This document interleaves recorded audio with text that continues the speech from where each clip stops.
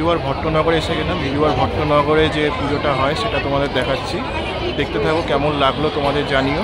এটা লিলুয়ার ভট্টনগরে বাসন্তী পুজো হয়, যেটা দুর্গার একটা রূপ।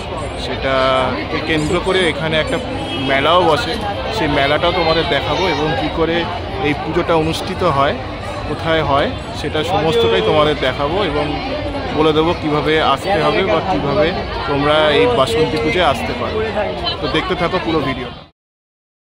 এই অটো স্ট্যান্ডগুলো দেখছো, লিলুয়ার স্টেশনের 1 নম্বর প্ল্যাটফর্ম থেকে বেরোলেই অটো স্ট্যান্ডটা দেখতে পাবে। এই অটো স্ট্যান্ড ধরেই তোমরা ভট্টনগরে বাসন্তীপুর মেলা গ্রাউন্ডে যেতে পারবে। আর অটোওয়ালাদের বলবে যে বাসন্তী পূজা যাবো ভট্টনগরে, তো ওরা পৌঁছে দেবে।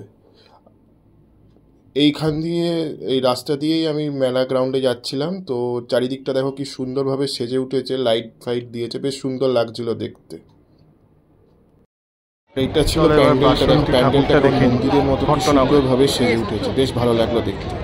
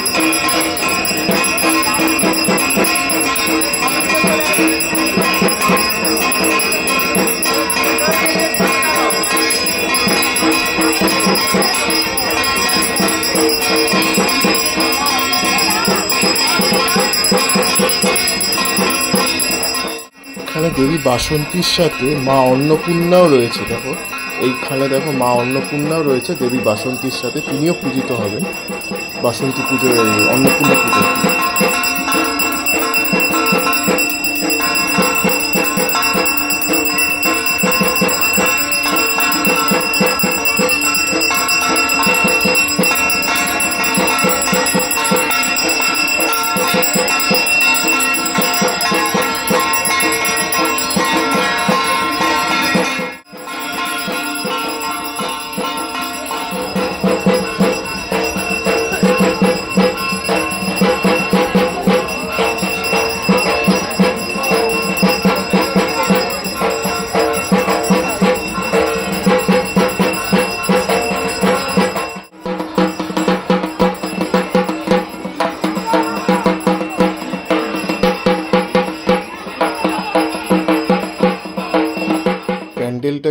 আস্তে আস্তে মেলার দিকে চলে গেলাম। এই পুজোটাকে কেন্দ্র করে এই ভট্টনগরে একটা মেলাও বসে, বেশ বড় একটা মেলা বসে। তো যেহেতু আজকে মেলা শুরু, সেই জন্য সব রকম স্টল বসেনি, তাও যতগুলো স্টল বসিয়েছে সেগুলো তোমাদের দেখালাম। খুবই সুন্দরভাবে দেখো মেলাটা এখানে করা হয়েছিল, তো বেশ সুন্দর লাগছে। অনেক ক্রেতারাই ছিল যারা মেলায় কিনতে এসেছিল।